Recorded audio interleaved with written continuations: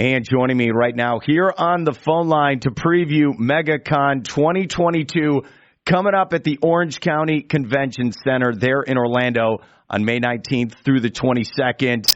This guy is a radio DJ veteran and the voice of the Master Chief with the Halo video game series. He is the great Steve Downs. Steve, how you doing today? Mark, I'm doing great, but I have a quick question, though. What? I need a weapon. Can you help me out? I just want you to know, the fanboy in me is very excited to talk to you. And when I told some of my friends, and especially my cousin Harrison, who loves Halo, he's just like, his brain couldn't even compute that I'm even talking to you. So I appreciate it, Steve. I really do. Absolutely, Mark. It is my pleasure, and it's great to talk to great to be back on the radio again. How excited are you to be coming to Megacon this year in Orlando? Well, I'm thrilled. You know, it's the first time I've ever done Megacon. I've actually done a couple of smaller conventions in Orlando in years past, but it's been a while. And, Megacon, it's like I said to somebody, they don't call it mega for nothing.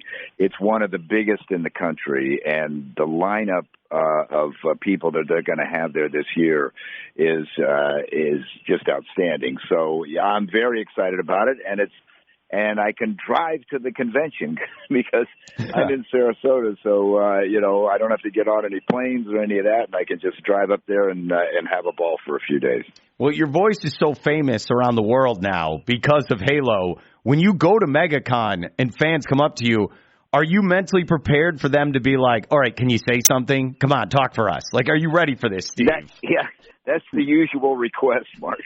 And yes, I've been doing it long enough and been going to gatherings like this long enough that I'm absolutely prepared and quite honestly flattered by it. So, the fans, Halo fans and gaming fans in general are just such great folks that I feel like I know them personally in many ways. And it's always fascinating to me how much Halo has impacted them in daily lives. I mean, I run into that all the time, and it's just, it's humbling, to be honest with you, and very satisfying as well.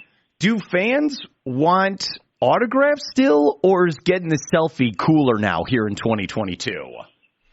It's usually the combo, Mark. They usually want both.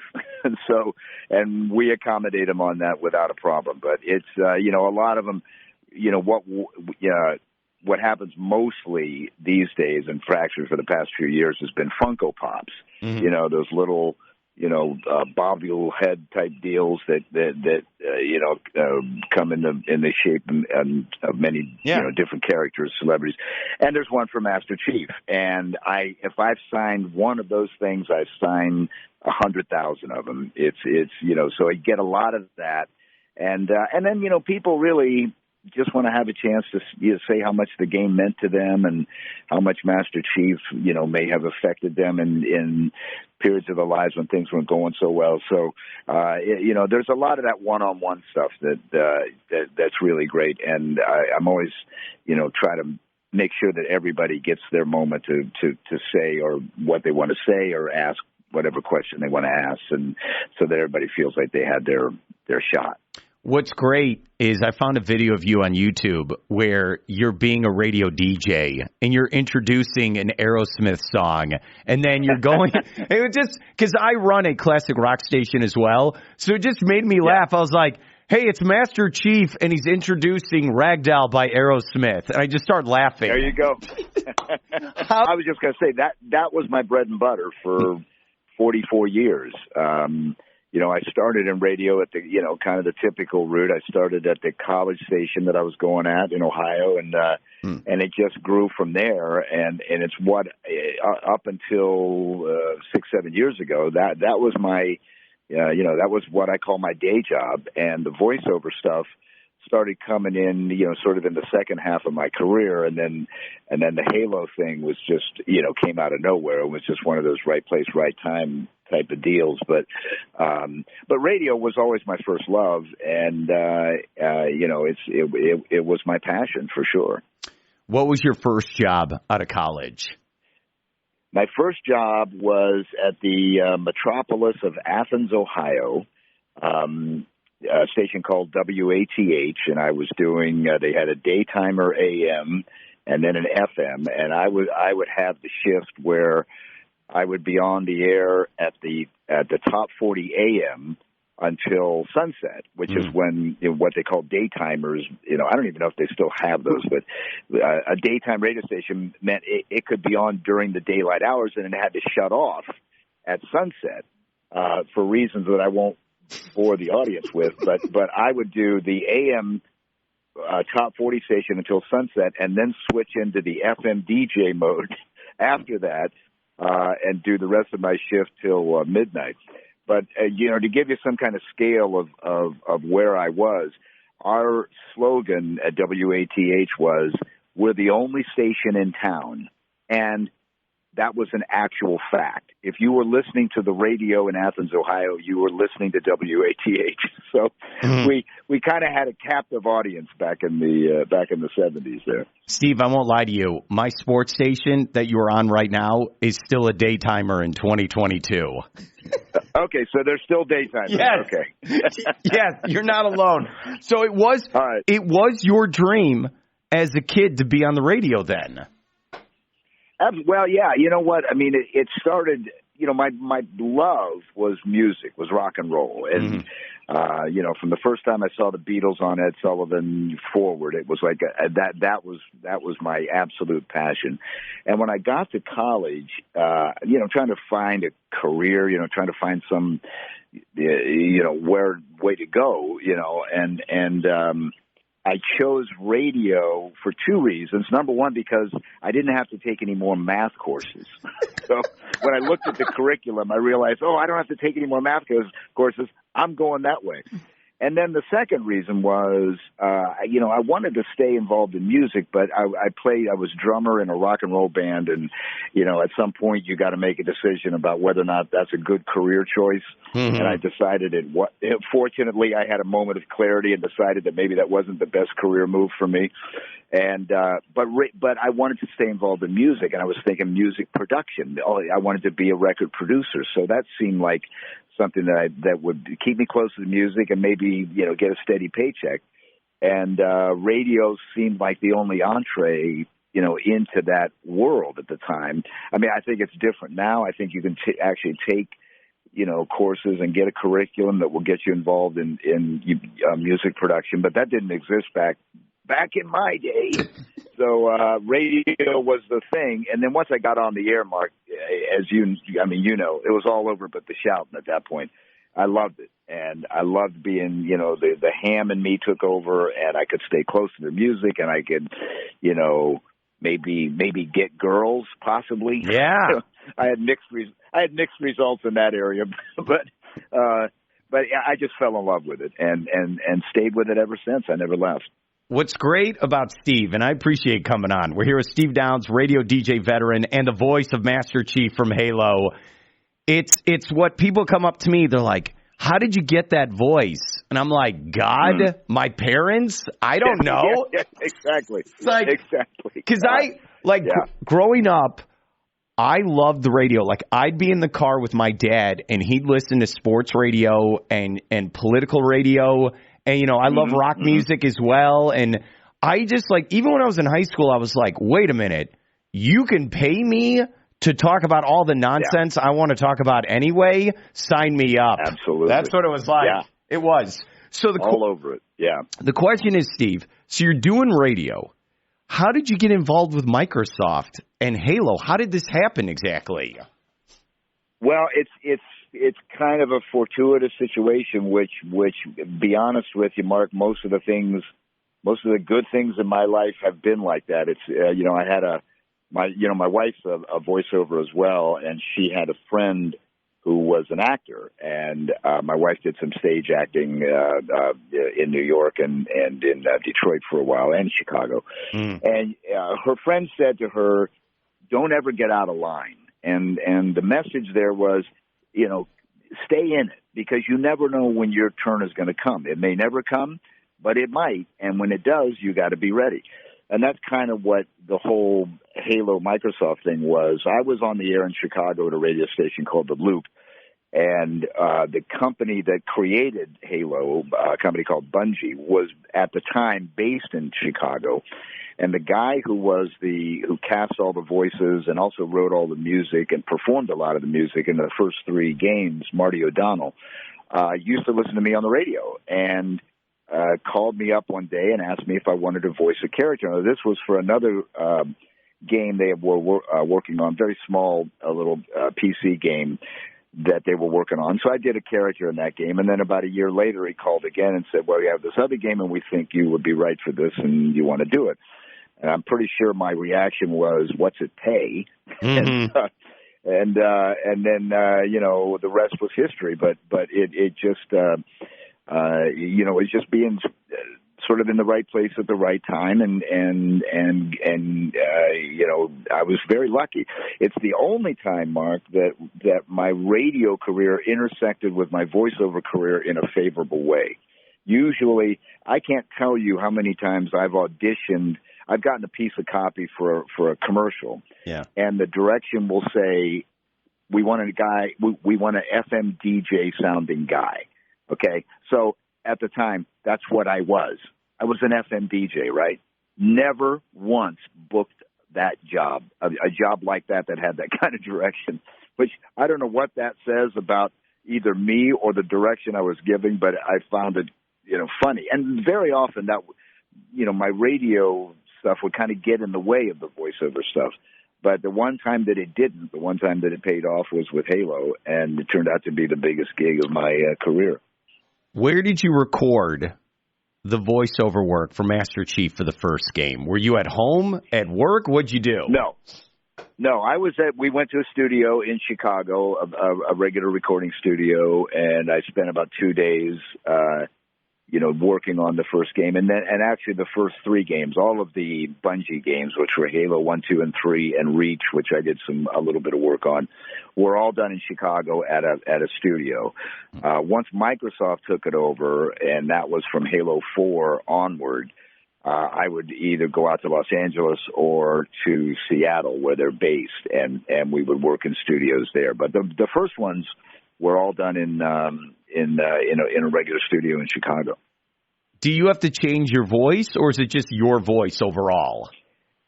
Well, nothing is done electronically to it. I just really lower the register, to be honest with you. And the original direction I got when Marty and I first got together to record for Halo 1, so he was describing the character and the Halo universe and all of that and what the circumstances were.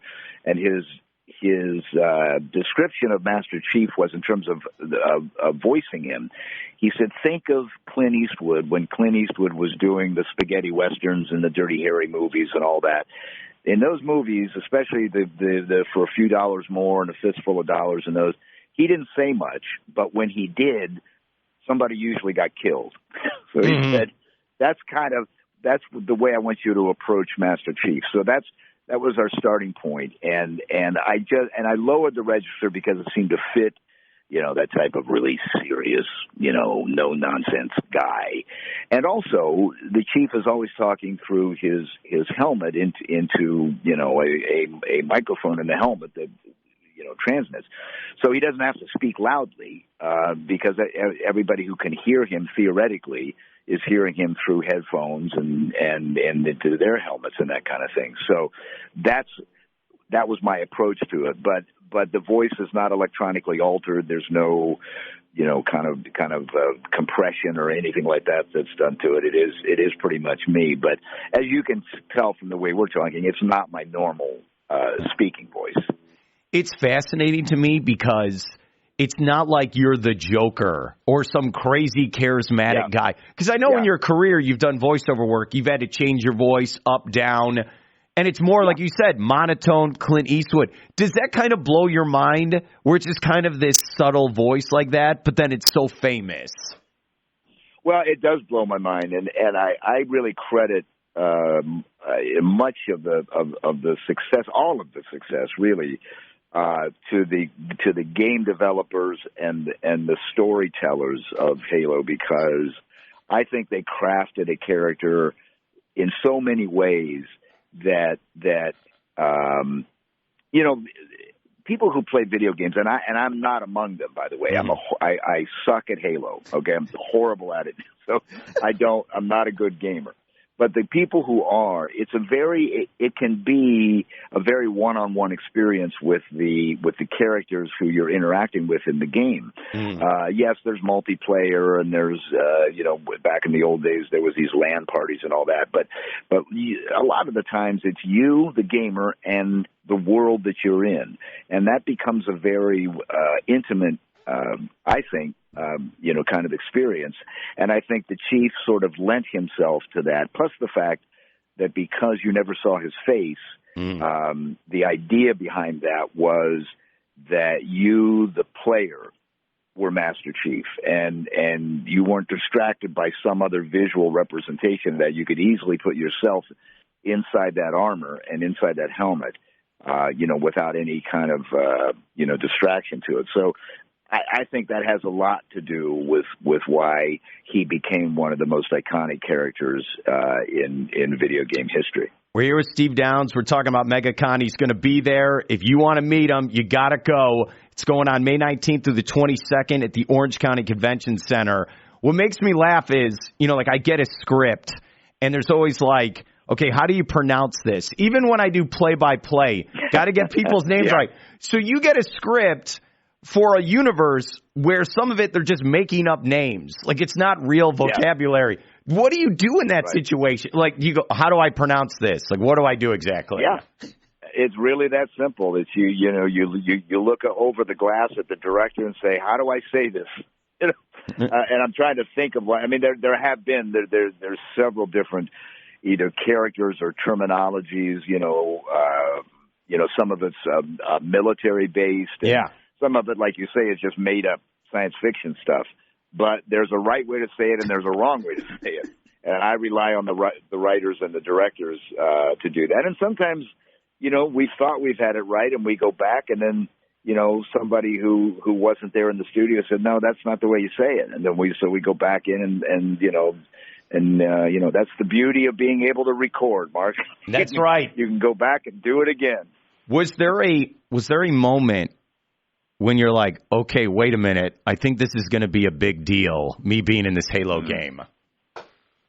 Well, certainly not when I was doing the first two games. I often tell this story, but it's absolutely true. When I did Halo 1, it was just another gig, like any other voiceover gig. It was a lot of fun to do. I really enjoyed it, but had no thought that, like, wow, this could be something, none whatsoever. In fact, I completely forgot about it until well over a year later, and I was with a friend in Florida, in Palm Beach, actually, and we were down to see her brother and his family. And I'm walking through their living room one morning, and the kids are playing a video game, and it jarred something in my memory. And I said, and I remember saying, I think I voiced a character in that game that you're playing.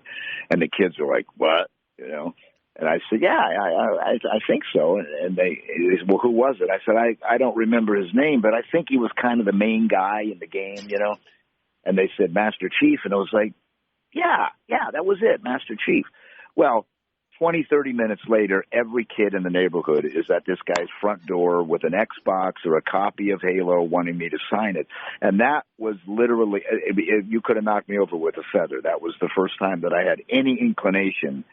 Because I'm not a gamer, I wasn't involved in the world, so I didn't realize how big Halo had become until that moment. And then the rest of it was just, kind of hanging on and riding the wave. Dude, that is awesome. Do fans come up to you and ask you questions like, "Hey, what about that part with you and Cortana? What's going on there?" Yeah. Does that happen? Or they'll ask me what my favorite rifle is, what my favorite weapon is, or you remember in Halo 3 when you were just getting off the ship, and and I don't remember it. I really don't.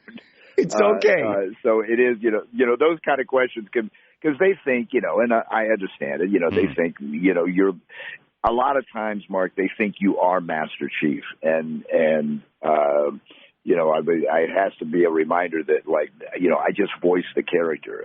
No, you are Master Chief. They don't want to hear that. Yes. They don't want to hear that. You are. I'm talking to Master Chief right now. This is one of the coolest things I've ever done. I was talking with my dad, and he's like, well, wait, we're watching the TV show. What does Steve think of the TV show? Because I know you're not. So what are your thoughts, Steve, where you're not part of the show? Mark, I really like the show, and I approach it. First of all, I'm a big science fiction nut anyway. That's part of what attracted me to doing Halo in the first place, was that I love the story. It's this great science fiction story that has all these other implications, and that's what pulled me in the first place. And so I look at the Paramount show like I would look at any other new science fiction show that comes on, and just on that basis alone, I think they're telling a great story. It's a very different story than in the game, and I think people who are avid fans of the game can be put off by that, and you have to kind of set that aside and look at it as something, as a standalone project, like they call it the Silver Timeline.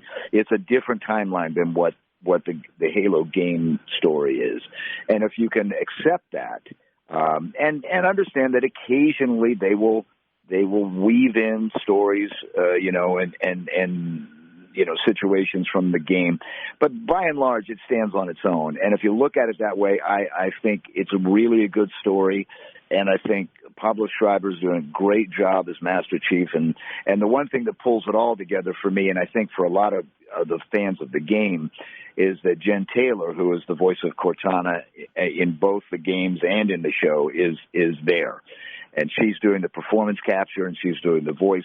And she can be the bridge between Halo the game and Halo the TV show, and I think she's doing a fabulous job at it.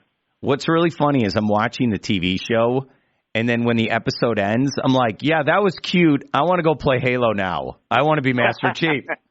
Well, and it's been good that way, and you're right. I mean, there's been, I think Halo Infinite, first of all, was received very well, and then I think the combination of that and the TV show has just raised awareness of the brand on a global scale, and that's been nothing but good for all of us.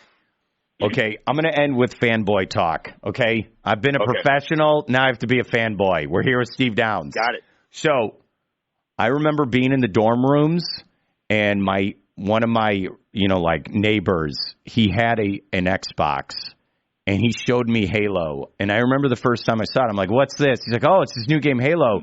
And we started playing, and then I was like, well, I have to get this.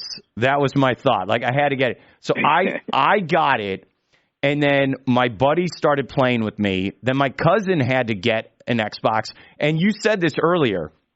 So my cousin... I went to Western Illinois University, so he had an off-campus place with his sister, and we would have to bring, this is how old-timey we are, we all had to bring our own TVs and our own Xboxes, and we all had to link together and play, and those are some of my favorite moments, Steve, where we all were playing Halo together at his house. We loved it so much. I've heard that story so many times, Mark. The very situation you described, and it was kind of it's a lot easier now to do multiplayer, but those are some of the salad days, as they say. Okay, we'll end with this with Steve Downs. You got to check him out. He's going to be at Megacon there at the Orange County Convention Center, May 19th through the 22nd.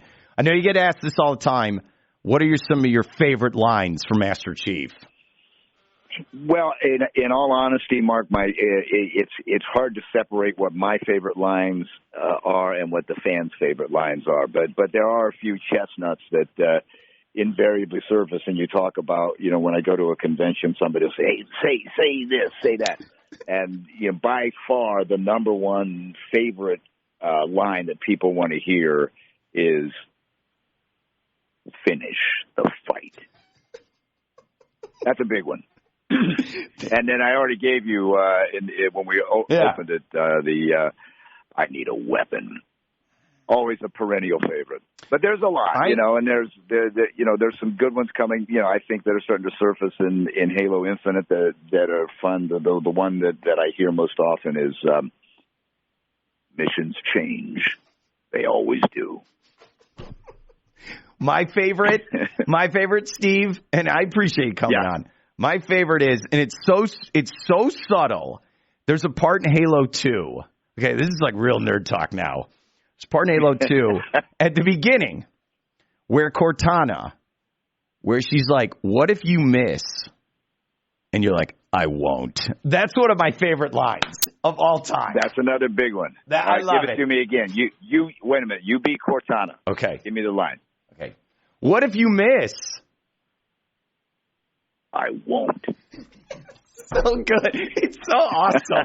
I know. It's 2 words. It's 2 words. It's so awesome. Yeah. It really is. And don't worry, I own every single game, and I've beaten every single game. Man. I love it. It was awesome. His name is Steve Downs. I appreciate coming on. Good luck with Megacon, and I hope I can get you on again sometime.